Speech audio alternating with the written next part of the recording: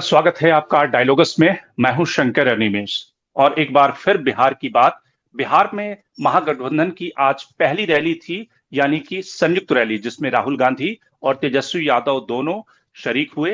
राहुल गांधी ने एक तरह से प्रधानमंत्री नरेंद्र मोदी पर कड़ा हमला किया। उन्होंने कहा कि किस तरह से प्रधानमंत्री नरेंद्र मोदी कुछ खास उद्योगपति को सस्ती दरों पर जमीन बांट रहे हैं, किस तरह से एक दो भारत का निर्माण हो रहा है, जिसमें एक भारत जो है वो उद्योगपतियों के लिए है, दूसरा भारत जो है वो गरीबों के लिए है। और बिहार का एक मॉडल भी उन्होंने पेश किया कि किस तरह से बिहार अपनी खोई हुई जो जमीन है उसको वापस पा सकता है, और किस तरह से चाहे वो फोन हो, चाहे शर्ट हो, पैंट हो, वो मेड इन बिहार होना चाहिए। यानी कि जो मेक इन इंडिया का कॉन्सेप्ट प्रधानमंत्री नरेंद्र मोदी ने 2014 में पेश किया था, वो मेक इन इंडिया बिहार में चाहते हैं। इसके अलावा ढेर सारी उन्होंने बातें की, किस तरह से यमुना छठ के मौके पर यमुना नदी के लिए खास तौर से धारा बनाई गई थी प्रधानमंत्री नरेंद्र मोदी के लिए, ये सारी बातें की। लेकिन इस रैली का मैसेज क्या है? क्या इस संदेश को राहुल गांधी और तेजस्वी यादव बिहार के चुनाव में जनता तक पहुंचाना चाहते थे? तो इस मुद्दे को हम डिकोड करेंगे। इस समय हमारे साथ तीन मेहमान इस मुद्दे पर जुड़ रहे हैं, जिनसे हम बात करेंगे। अंशु नैथानी, जो कि सीनियर जर्नलिस्ट हैं, वो हमसे जुड़ रही हैं। इसके अलावा प्रेम प्रेम कुमार, जो कि सीनियर जर्नलिस्ट हैं, उनसे भी जानेंगे। और साथ ही संजीव मिश्रा, जो बीजेपी बिहार के प्रवक्ता हैं। और निश्चित रूप से उनके पास में ढेर सारे हथियार होंगे कि किस तरह से तेजस्वी यादव और राहुल गांधी पर अटैक करने के लिए। तो शुरुआत करते हैं। संजीव मिश्रा जी, आपसे ही शुरुआत करते हैं। संजीव जी, ये बताइए कि जिस तरह से राहुल गांधी ने प्रधानमंत्री के ऊपर अटैक किया, एक एक करके अटैक किया, और उन्होंने कहा कि भाई आप बिहार में पावर प्लांट के लिए इतनी सस्ती दरों पर एक उद्योगपति को जमीन बांट रहे हैं। बिहार में बिहार से जो कंपनियां हैं गुजरात में स्टैब्लिश हो रही है, वोट आपको बिहार में मांगना है, चुनाव बिहार में जीतना है, लेकिन इंडस्ट्री आप गुजरात में लगाते हैं। तो इसका क्या जवाब है आपके पास? एनडीए के नजर में और भारतीय जनता पार्टी के नजर में भारत एक है, एक भारत श्रेष्ठ भारत, कहीं दो भारत नहीं है। ये पूरी तरह से भारत के अंदर, बिहार के अंदर आदरणीय राहुल गांधी जी कहीं ना कहीं कंफ्यूजन क्रिएट करके और तरह तरह की बात, और बिहार की जनता पर इन पर कोई असर पड़ने वाला नहीं है। ऐसे इनको तो नाम ही दिया हुआ पप्पू, तो पप्पू कभी पास होने वाले नहीं हैं, पप्पू सदैव फेल होने वाले हैं। और 2024 में तो आप लोग को जमीन पे 2024 के लोकसभा चुनाव में आप लोग की सीटें घटा दी, 303 से 240 पे ला दिया इसी पप्पू ने। तो आप लोग को डर नहीं लग रहा है कि बिहार चुनाव में भी तेजस्वी यादव और राहुल गांधी की जो जोड़ी है? एक बात मैं और आपसे समझना चाहूंगा, इसका आप जवाब दे दीजिए। लेकिन जो राहुल गांधी ने बातें कही कि भाई जो बिहार के मजदूर हैं वो गुजरात जाकर वहां का, गुजरात की सिटी बना रहे हैं, दिल्ली बना रहे हैं, बॉम्बे बना रहे हैं, यहाँ तक कि दुबई का उन्होंने नाम लिया कि दुबई भी बना रहे हैं। लेकिन बिहार के मजदूरों को, बिहार के लोगों को बाहर जाना क्यों पड़ता है? देखिए, आदरणीय राहुल गांधी जी और आदरणीय तेजस्वी यादव जी को शर्म आना चाहिए। ये बात कहने के पहले मैं आपके ये डिबेट के माध्यम से सवाल करना चाहता हूं कि 70-72 वर्षों तक कांग्रेस का शासन रहा देश के अंदर, और बिहार के अंदर एक से एक कांग्रेस के मुख्यमंत्री रहे, एक से एक लालू यादव जैसे ताकतवर मुख्यमंत्री रहे। तो उस समय इनके मुंह में दही जमा हुआ था, इनको कोई रोका था काम करने से? 70 बरस में भारत का सत्यानाश कर दिया। और ये लालू यादव और राबड़ी देवी और तेजस्वी यादव, माने whole family is gold family, Bihar को गोल करने का ये कुकर्म रचने वाले लोग क्या बोलेंगे? इनको बोलने का है।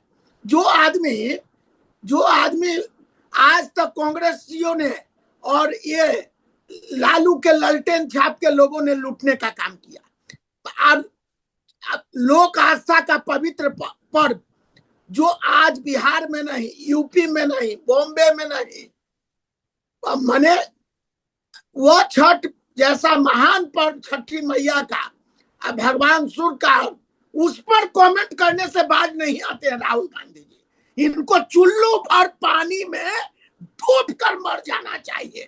जो छठ पर कमेंट करने का काम आज बिहार पहुंचकर भारतीय जनता पार्टी के लोग अत्यंत द्रवित और दुखी हैं कि ये छठी मैया पर कमेंट करने का काम किया। और ये व्यक्ति वोट के लिए नाली में जा सकता है, लालू यादव और तेजस्वी यादव। बताइए। इस सवाल का जवाब लेते हैं। अंशु, जो राहुल गांधी ने बातें कही, उन्होंने जो संजीव जी कह रहे हैं कि वोट के लिए ये लोग नाली में जा सकते हैं, राहुल गांधी ने कहा कि वोट के लिए प्रधानमंत्री नरेंद्र मोदी डांस भी कर सकते हैं। जिस तरह से यमुना के रिवर का जो मुद्दा था कि छठ के मौके पर एक अलग स्ट्रीम बनाई गई थी प्रधानमंत्री के लिए, उस पे उन्होंने कहा कि वो वोट के लिए डांस भी कर सकते हैं। आपको लगता है कि इस मुद्दे के साथ में एक दूसरा सवाल भी है कि जिस तरह से राहुल गांधी ने नीतीश कुमार के ऊपर भी अटैक किया, लेकिन तेजस्वी यादव थोड़ा बचते नजर आए। तेजस्वी यादव ने कहा कि चाचा की उम्र हो गई है, हमारी सिंपैथी है, और चाचा को मुखौटे की तरह इस्तेमाल किया जा रहा है। लेकिन राहुल गांधी ने कहा कि ईबीसी के नेता कहलाते हैं वो, लेकिन पिछले 20 सालों में उन्होंने क्या किया? आपको लगता है कि दोनों की स्ट्रैटेजी में थोड़ा अंतर था, या फिर इस अटैक करने की स्ट्रैटेजी क्या समझ में आती है? देखिए, बिहार की जो राजनीति है और जिस तरह से चुनाव हो रहा है, और हम सभी देख रहे हैं कि नीतीश कुमार का जिस तरह से, मैं कहूंगी कि उनके चेहरे का इस्तेमाल जरूर हो रहा है, ये मैं कहना चाहूंगी। क्योंकि क्या हिचक थी एनडीए को कि वो खुले तौर पर उन्हें अपने मुख्यमंत्री के रूप में घोषित नहीं कर पाए। क्यों वो इस तरह से कह रहे हैं कि बाद में विधायक दल की बैठक होगी, अब जब चुनाव जीतते हैं उसके बाद मुख्यमंत्री का नाम तय होगा? ये आपने 2015 2020 में तो आपने ऐसा नहीं कहा था, हमेशा आपने नीतीश कुमार को ही मुख्यमंत्री घोषित किया था। तो यहाँ पर जो एनडीए या बीजेपी की एक जिसे कहा जाए चाहिए कि उनकी नियत में एक शक नजर आता है। और दूसरी बात जो आप ये कह रहे हैं कि राहुल गांधी और तेजस्वी यादव ने नीतीश कुमार को लेकर थोड़े अलग तरह से बयान क्यों दिए? देखिए, जो हम देख रहे हैं कि लंबे समय से तेजस्वी यादव नीतीश कुमार के ऊपर उस तरह से अटैक नहीं कर रहे। उनको अपना चाचा ही कह रहे हैं बूढ़े हैं, बुजुर्ग है, बीमार है, और उनको एक मुखौटे की तरह से इस्तेमाल किया जा रहा है। तो आपको इस तरह से देखिए कि जो एक चीज जुड़ी हुई है नीतीश कुमार के साथ, चाहे उन्हें हम पलटू राम कहें, या जिस तरह से वो मौके की नजाकत देखकर या अपनी परिस्थिति देखकर अपनी राजनीतिक, जिसे कहा जाए, अस्तित्व को बचाने को लेकर वो पहले भी इस तरह से दल बदल चुके हैं। और ये बातें बहुत चर्चा में आ रही हैं। बहुत सारे मेरे जो पत्रकार दोस्त हैं जो कि पूरा दौरा कर रहे हैं क्षेत्र का, और कई पार्टियों के भी संपर्क में हैं, उनका ये कहना है कि अगर जिस तरह से नाम घोषित नहीं किया गया है नीतीश कुमार का, चुनाव जीतने के बाद अगर बीजेपी उन्हें दरकिनार करती है या मुख्यमंत्री के रूप में अपना चेहरा लाती है, या केवल यूज एंड थ्रो की पॉलिसी अगर की जाती है नीतीश कुमार के साथ, तो ऐसे में नीतीश कुमार चुप नहीं बैठने वाले हैं, और वो अपना विरोध दर्ज करेंगे। न सिर्फ विरोध दर्ज करेंगे, उनके पास जो भी नंबर्स रहेंगे तो बहुत ऐसी संभावना है कि वो खुलकर आरजेडी के साथ चले जाएं। इसमें कोई, मुझे भी ऐसा नहीं लगता कि ऐसा नहीं हो सकता, ऐसा जरूर हो सकता है। तो यही वजह है कि तेजस्वी यादव उन पर कोई प्रहार नहीं कर रहे, उनके लिए एक स्पेस बना के रख रहे हैं। आपसे समझना चाहूंगा कि जो आज की रैली थी उसके की टेकअवेज आपके हिसाब से क्या है? आपने क्या ग्रास्प किया जो राहुल गांधी का भाषण था, और जो तेजस्वी ने जो सपने दिखाए? तेजस्वी का जो प्रॉमिस था, जब वो भाषण दे रहे थे, उन्होंने कहा कि भाई किस तरह से प्रण के लिए प्राण देने के लिए भी वो तैयार हैं। तो आपको लगता है कि ये जो मोमेंटम, जो ढेर सारे लोग कह रहे हैं कि 2020 का मोमेंटम अभी नहीं है तेजस्वी यादव या कांग्रेस के लिए बिहार में, उस मोमेंटम को गेन करने के लिए उन्होंने एफर्ट किया है, या फिर आपको आज के भाषण की मुख्य बातें क्या समझ में आती हैं? शुक्रिया शंकर जी।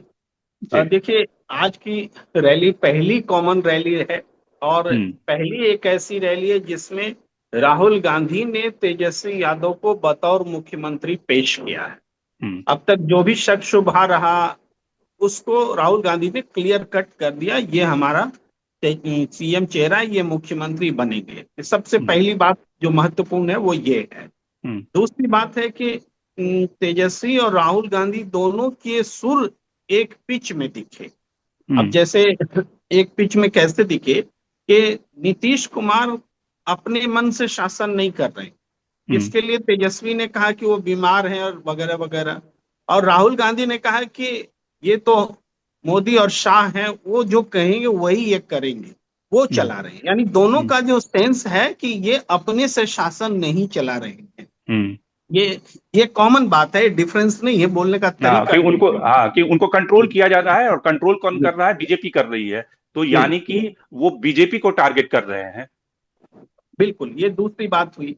तीसरी बात है कि जो तेजस्वी प्रॉमिस कर रहे हैं, वो प्रॉमिस वो पहले भी कर रहे थे, लेकिन वो प्रॉमिस आज राहुल गांधी के साथ अलाइन हो करके कर रहे हैं, तो ये पूरे महागठबंधन का प्रॉमिस बन जाता है। ये एक इम्पोर्टेंट बात होती है।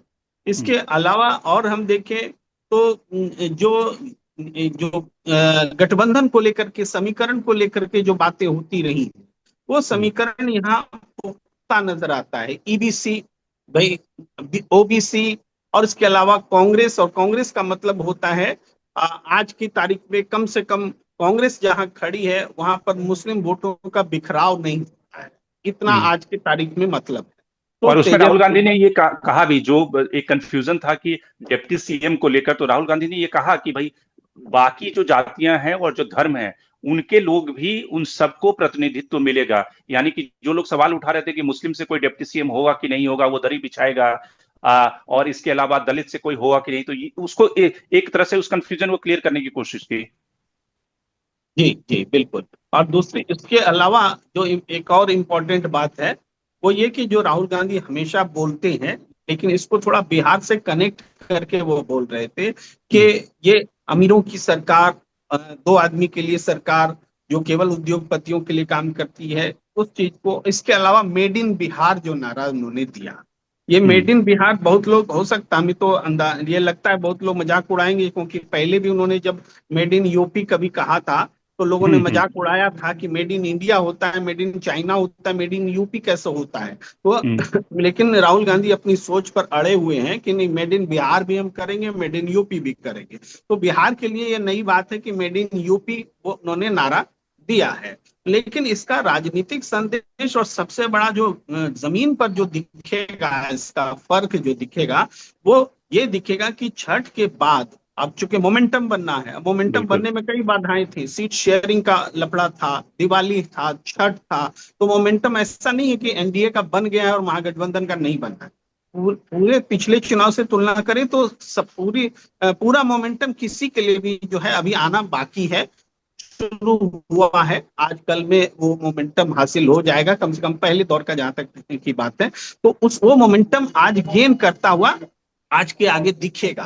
और वहां जो रैली हुई बड़ा डिसिप्लिन में हुआ, उससे पहले के वक्ता भी बहुत संक्षिप्त बोले और सबने मीनिंगफुल बातें की।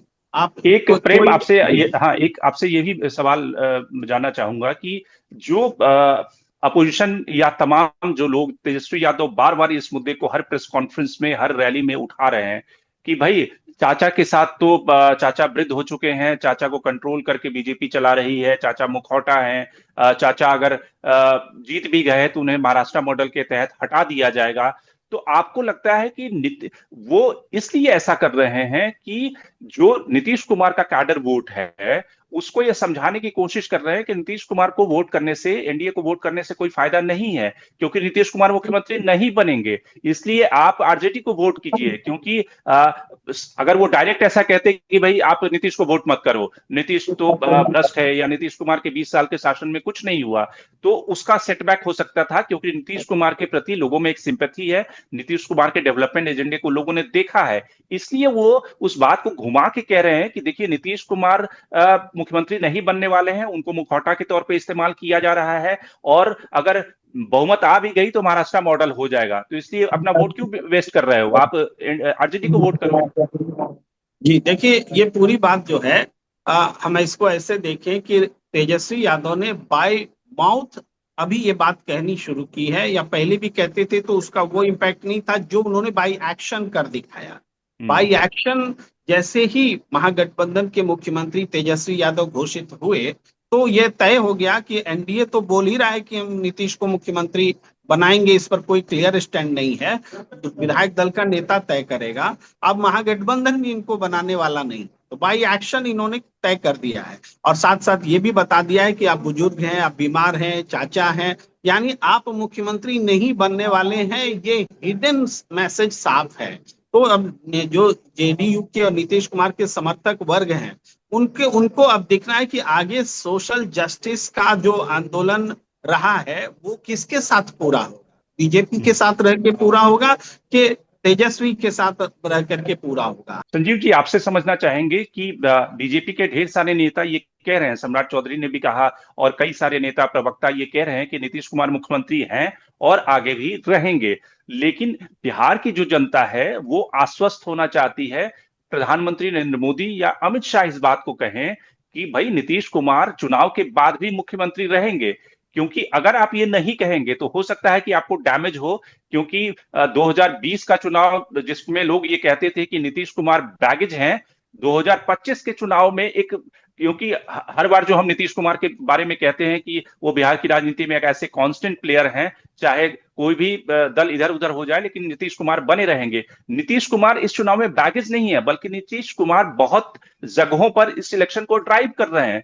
10,000 जो उनका स्कीम है वो कहीं ना कहीं इस इलेक्शन को ड्राइव कर रहा है। तो बीजेपी की आने वाले दिनों में मजबूरी हो जाएगी कि प्रधानमंत्री अमित शाह कहें कि नीतीश कुमार ही चुनाव के बाद मुख्यमंत्री होंगे, नहीं तो आपको नुकसान उठाना पड़ सकता है। तो क्यों नहीं आप कह देते खुले तौर से? अरे भाई देखिए, आप लोग गंभीरता से और टेक्निकल बातों को समझने का प्रयास करें। आज बिहार दौरे पर थे गृह मंत्री आदरणीय अमित शाह जी। अमित शाह जी ने चुनावी सभा में आज कहा है कि दिल्ली के अंदर प्रधानमंत्री की कोई वैकेंसी नहीं, बिहार के अंदर कोई अगले मुख्यमंत्री की वैकेंसी नहीं है। एक तरफ राहुल गांधी प्रधानमंत्री बनना चाहते हैं, एक तरफ तेजस्वी यादव बिहार के मुख्यमंत्री बनना चाहते हैं। माने सोनिया गांधी जी बेटा को बनाने में व्याकुल है और दूसरी ओर बिहार में लालू यादव और राबड़ी देवी अपने पुत्र मोह में बेटा को बनाने के लिए व्याकुल है। तो इस बात को आज स्पष्ट कर दिए। लेकिन ये सब भी थोड़ा सा क्लियरली क्राफ्टेड स्टेटमेंट है। जो बिहार की जनता या बिहार के लोग ये चाहते हैं कि अमित शाह जी या प्रधानमंत्री नरेंद्र मोदी ये कहें कि चुनाव के बाद भी नीतीश कुमार ही मुख्यमंत्री होंगे। अब जो आज का स्टेटमेंट है, उन्होंने कहा कि कोई वैकेंसी नहीं है, ना दिल्ली में है और ना बिहार में है। अब इसका क्या मतलब निकाला जाए कि बिहार में अभी वैकेंसी नहीं है लेकिन कल की तारीख में चुनाव के बाद नतीजे आएंगे, अगर एनडीए को बहुमत आएगा तो वैकेंसी तो मुख्यमंत्री तो एनडीए का ही बनेगा, लेकिन नीतीश कुमार बनेंगे या बीजेपी का बनेगा ये बात तो नहीं कही ना। अरे भाई, सिस्टम काम करता है, व्यक्ति काम नहीं करता है। सिस्टम फॉलो किया जाता है। अगर आंकड़े को हम छुएंगे, 122 से ऊपर जाएंगे, जो गणितीय आंकड़ा है, जो मैथमेटिक्स है इस सरकार को बनाने का बिहार में, और एनडीए इस लक्ष्य को प्राप्त करेगी भारी मतों से, हम कहीं ना कहीं आदरणीय नीतीश कुमार जी ने कहा, आदरणीय गृह मंत्री जी ने कहा है कि हम 160 के आंकड़े को पार करेंगे, यानी बिहार में क्लीन स्वीप करेंगे और भारतीय जनता पार्टी और एनडीए की सरकार बनाएंगे। तो आपको ये बात स्पष्ट होना चाहिए कि अगर विधायक दल का बैठक होगा तो उसमें नेता का चुनाव होगा। ये टेक्निकल पॉइंट है, कोई नहीं, लेकिन बात तो टेक्निकल पॉइंट आप बिहार वाले इशू पे तो उठा रहे हैं कि विधायक दल की बैठक में नेता का चुनाव होगा, लेकिन केंद्र में तो 2025 में ही ये घोषित हो चुका है। खुद प्रधानमंत्री ने ये कह दिया है कि भाई मैं आगे भी मैं ही प्रधानमंत्री रहूंगा, मैं ही 2029-30 का इलेक्शन लड़ूंगा। अमित शाह जी ने कह दिया है कि 2035 तक 36 तक ये रहेंगे। राजनाथ सिंह ने तो यहां तक कहा कि 2042 तक प्रधानमंत्री नरेंद्र मोदी ही रहेंगे। तो आप ये क्यों नहीं कहते कि नीतीश कुमार भी 2030 तक नीतीश कुमार ही मुख्यमंत्री होंगे? अरे हम लोग कहे कई बार, आप लोग ध्यान से सुनिए ना। हाँ ठीक है। 225 फिर से नीतीश, शब्द पर ध्यान दीजिए, मैं वकील हूं हाई कोर्ट का। हम लोग तोड़ तोड़ कर बहस करते हैं, अब पॉइंट वाइज बहस करते हैं। मैं आपको बता रहा हूं 225 फिर से नीतीश, इसका मतलब क्या है? इसका मतलब बिहार की जनता समझ गई है। वो जो विरोधी पार्टी के लोग हैं जो नहीं समझ पा रहे हैं, तिनको समझना ना हमको नहीं है। हमको बिहार के 14 करोड़ लोगों पर विश्वास है, उन पर आस्था है। वो हमारी पूंजी है, वो हमारे मतदाता हैं, वो हमारे आस्था के अंतिम केंद्र हैं। मैं कह रहा हूं कि आदरणीय नीतीश कुमार जी भारत के अंदर भारत रत्न और पूर्व प्रधानमंत्री अटल बिहारी वाजपेयी के कैबिनेट के बड़े मंत्रियों में रहे, रेल मंत्री रहे, कृषि मंत्री रहे, ऐसे देश को चलाने का काम किया। मैंने प्रधानमंत्री जी से कहीं ना कहीं अनुभव में पुराने नेता। तो नीतीश कुमार जी को समझाने और बताने की आवश्यकता नहीं है। नीतीश कुमार जी बेफिक्र है और उनको मालूम है कि बिहार का अगला सीएम पुनः मुझे बनना है, उसमें कोई इफ और बट होने वाला नहीं है। तो आप मान के चलिए 14 तारीख का इंतजार कीजिए। हम लोग अबीर लगाएंगे, गुलाल लगाएंगे, रंग खेलेंगे और लड्डू बांटेंगे बिहार के 38 जिला में।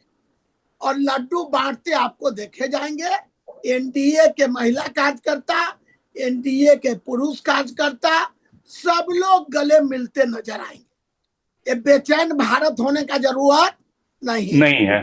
ठीक है अंशु, जो मिश्रा जी कह रहे हैं कि बेचैन भारत होने की जरूरत नहीं है, आपको लगता है कि जो तेजस्वी यादव ने जो आज बातें कही रैली में, जिस तरह की सरकारी नौकरियों को लेकर वो एक कन्विक्शन के साथ ये बातें कह रहे हैं कि 20 दिनों के अंदर सरकारी अधिनियम बनाया जाएगा और हर परिवार से एक व्यक्ति को सरकारी नौकरी दी जाएगी, और जिस नए बिहार के निर्माण की वो बात कर रहे हैं कि उसमें सभी स्टेक होल्डर होंगे, चेंज मेकर शब्द भी उन्होंने लगता है कि सीख लिया है कि चेंज मेकर आज की तारीख में बज वर्ड है, तो चेंज मेकर आप बनिए। आपको लगता है कि बिहार की जनता जिस तेजस्वी यादव के पिता यानी कि लालू प्रसाद का जिसने शासन देखा था, लेकिन इसका एक काउंटर पॉइंट भी है कि एक बिहार में जो यंग वोटर है वो वोटर ने लालू प्रसाद का शासन नहीं देखा है, उन्होंने उस दौर को नहीं देखा है, इसलिए वो तेजस्वी यादव की बातों को बाई कर सकते हैं। आपको लगता है कि उन वादों को जनता विश्वास करेगी और जिस तरह से 2020 में एक बहुत ही क्लोज कॉन्टेस्ट था और एक तरह से फोटो फिनिश इलेक्शन था, वैसी स्थिति बनती हुई दिख रही है? तो आप ये देखिए कि यहाँ पर तेजस्वी यादव ने लोगों को किस तरह से कन्विंस करने की कोशिश की। उन्होंने कहा कि मुझे एक बार आप मौका दीजिए और मुझे मौका देकर आपको क्या मिलेगा, आपको नौकरी मिलेगी, आपको रोजगार मिलेगा, यहाँ पर काम धंधा मिलेगा और सबको सम्मान मिलेगा। उन्होंने ये भी दिखाने की कोशिश की जो एक लेगेसी है लालू यादव की उसको तो वो कैरी करते हैं, लेकिन उससे भी वो अलग है। यानी कि जो पहले होता था, आज उन्होंने कहा कि वो सभी को साथ लेकर के चलना चाहते हैं। उन्होंने कहा कि समाज के हर वर्ग, हर तबके को, हर जाति को इस सरकार में अपना रिप्रेजेंटेशन मिलेगा। और कहीं ना कहीं यही एको किया राहुल गांधी ने भी अपनी बातों में, जब उन्होंने कहा कि चाहे ईबीसी हो, ओबीसी हो, पिछड़ा हो, दलित हो, मुस्लिम हो और जनरल क्लास भी हो, उन्होंने जनरल की भी यहाँ बात की। एक बहुत बड़ी बात है कि उन्होंने कहा कि सभी वर्गों को, सभी समुदायों को और सभी कास्ट को रिप्रेजेंटेशन मिलेगा। ये उनको कहना इसलिए जरूरी लगा मुझे लगता है क्योंकि जिस तरीके से महागठबंधन या आरजेडी या कांग्रेस को इस तरह से दिखाया जाता है या फिर जो है एनडीए के द्वारा इस तरह से बताया जाता है कि ये केवल पिछड़ों और दलितों और मुसलमानों के लिए ही ये काम करेंगे और उनको ही आगे लाएंगे, तो वो एक चीज तोड़ने की कोशिश यहाँ पर की गई। और जिस तरह से तेजस्वी यादव ने कहा कि हमको एक मौका दीजिए, और क्या तेजस्वी यादव ने किसी का बुरा किया है या कुछ गलत किया है? ऐसा तो नहीं किया है। तो यानी वो ये दिखाना चाहते थे कि ये सिर्फ एक यादव डोमिनेटेड रूल नहीं होगा, अगर हम सरकार में आते हैं हम सबको साथ में लेकर चलेंगे। और उन्होंने जो बात की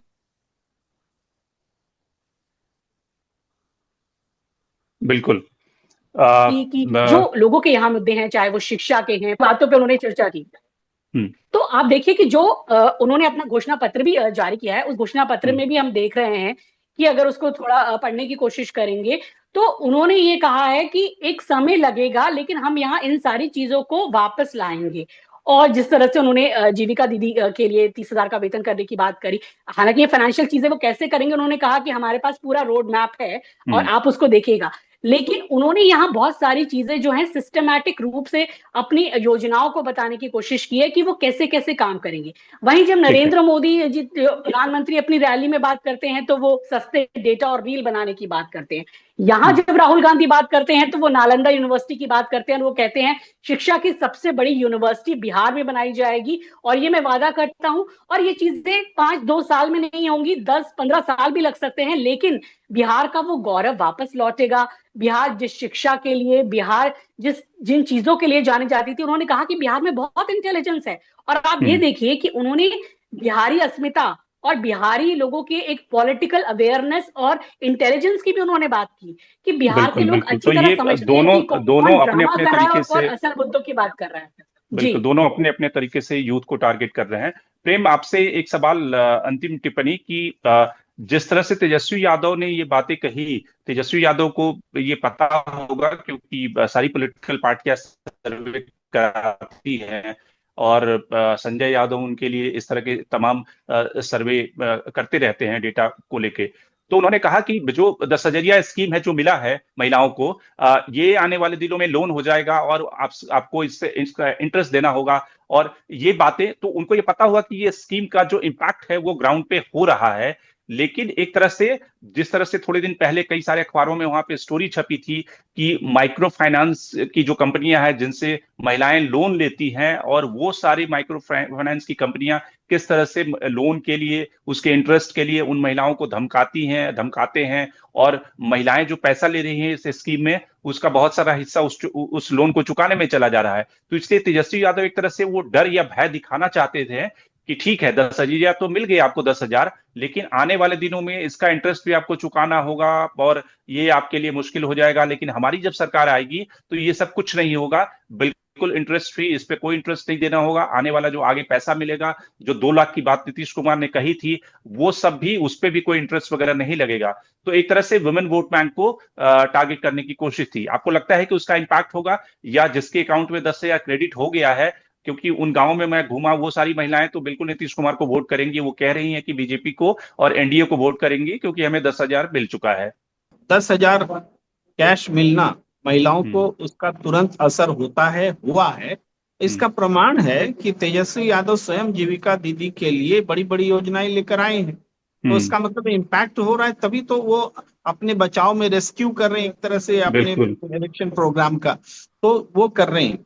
दूसरी बात है, जो तेजस्वी यादव डर दिखा रहे हैं, एक्चुअली ये चुनाव के माहौल में आरोप प्रत्यारोप बनकर रह जाने वाला है।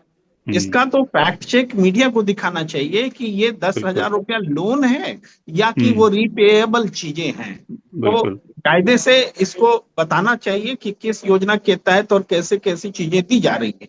तो ये सत्ताधारी दल दबा रहा है और ओपोजिशन जो बोल रहा है वो आरोप और प्रत्यारोप का ही हिस्सा बनकर रह जाने वाला है। तो उसका इम्पैक्ट है, लेकिन साथ साथ सरकारी नौकरी हर घर से देने का भी इम्पैक्ट है। आज हम देखें, अगर नीतीश कुमार ने महिला वोटरों को बांधने की कोशिश की है, जो उनके साथ हमेशा से जुड़े रहे, उन्होंने काम भी किए हैं महिलाओं के लिए, पंचायत स्तर पर आरक्षण लागू करना, साइकिल देना, वजीफे देना, तमाम चीजें की भी हैं। तो वो जो फायदा उनको मिला है, तो उसके समांतर तेजस्वी यादव ने युवा वर्ग को रोजगार की उम्मीदों से जोड़ा है। ये वो काउंटर कर रहे हैं। अब महिला वोटर को क्रैक करना उनके लिए एक आवश्यकता है। उसमें उन्होंने जीविका दीदी के लिए बहुत सारी योजनाएं की हैं उनको स्थायी करना, उनका लोन माफ कर देना, लोन का डर भी दिखा रहे हैं, लोन माफ करने की भी बात कर रहे हैं। तो ये जो है काम करेगा, इस पर ये डिपेंड करता है कि इसको समझाया कैसे जाता है। तो फिर भी तात्कालिक तौर पर लोग इसको पॉजिटिव ले रहे हैं, कोई नेगेटिवली नहीं ले रहे हैं। ये बात थोड़ी देर पहले संजय मिश्रा जी बहुत सारी बातें यहाँ कर रहे थे, राजनीतिक बातें, लेकिन हम काउंटर नहीं दे रहे हैं, लेकिन एक कुछ प्रति प्रश्न अपने आप खड़े होते हैं कि 70 साल में कुछ नहीं हुआ, ठीक है, तो आप जिस स्कूल में पढ़े उसको किसने बनाया? आप जो किताब पढ़ रहे थे उसके लेखक, उसके प्रकाशक, वो फिजा जो थी वो किनकी बनाई हुई थी? या आपके समय में जो हर जिले जिले में अस्पताल खुले हुए थे जहां आपका इलाज हुआ करता था, वो क्या पिछली सरकारों की देन नहीं है? तो सरकारें तो आती हैं विकास करने के लिए, लेकिन सरकार की काम को खारिज कर देना ऐसा पहली बार हो रहा है। तो जनता इस पर भी विश्वास नहीं करती है इन चीजों को। आप काम कर रहे हैं, आपको रिकॉग्निशन मिलेगा, लेकिन आप पिछली सरकारों को बोलेंगे कुछ नहीं किया, तो ये जनता पचती नहीं है। ये बात, ये चीज भी है। उनके जो बोल रहे थे उस पर मेरा टेक ये था। तो नहीं, उसको उनसे ही पूछ लेते हैं। मिश्रा जी, जो प्रेम जी ने सवाल उठाए हैं उसका एक संक्षिप्त जवाब दे दीजिए।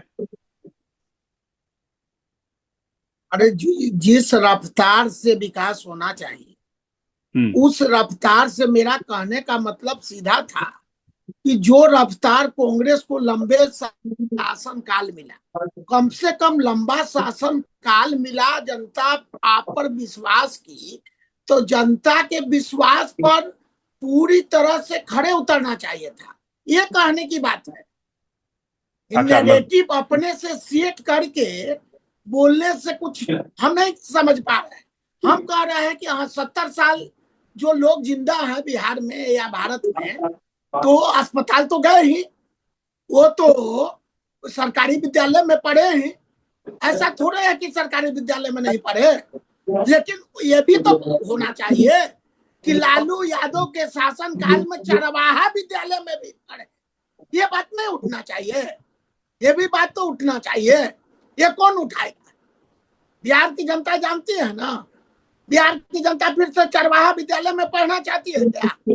ठीक है, आपके कहने का मतलब यह है कि जो स्पीड डेवलपमेंट का है वो पहले की सरकारों में धीमा था, उसकी गति कम थी, और नीतीश कुमार और एनडीए की जो सरकार है उसकी गति तेज है। इसमें कोई शक नहीं है कि नीतीश कुमार ने बिहार में एक स्टोरी को टर्न अराउंड किया है, कई सारे सेक्टर में मानक स्थापित किए हैं। लेकिन अब जो जनता है वो चाहती है कि उस कहानी उससे आगे जाए, एम्प्लॉयमेंट क्रिएशन हो, रोजगार का सृजन हो, और जो माइग्रेशन की प्रॉब्लम है उसको एड्रेस किया जाए, और बिहार में एक तरह से इंडस्ट्री बैठे, क्योंकि सरकारी नौकरियों की एक लिमिटेशन है, एक सीमित संख्या में सरकारी नौकरी क्रिएट की जा सकती है। तो इसलिए बिहार में बाकी राज्यों की तरह निजी निवेश का आगमन हो, और शायद इसलिए चाहे वो नीतीश कुमार हो या तेजस्वी यादव हो या प्रशांत किशोर, जिसकी भी सरकार आएगी उसके सामने ये बड़े सवाल खड़े हैं कि बिहार में किस तरह से पूंजी निवेश हो, प्राइवेट इन्वेस्टमेंट आए, इंडस्ट्री वहां पे बैठे और लोगों को रोजगार मिले।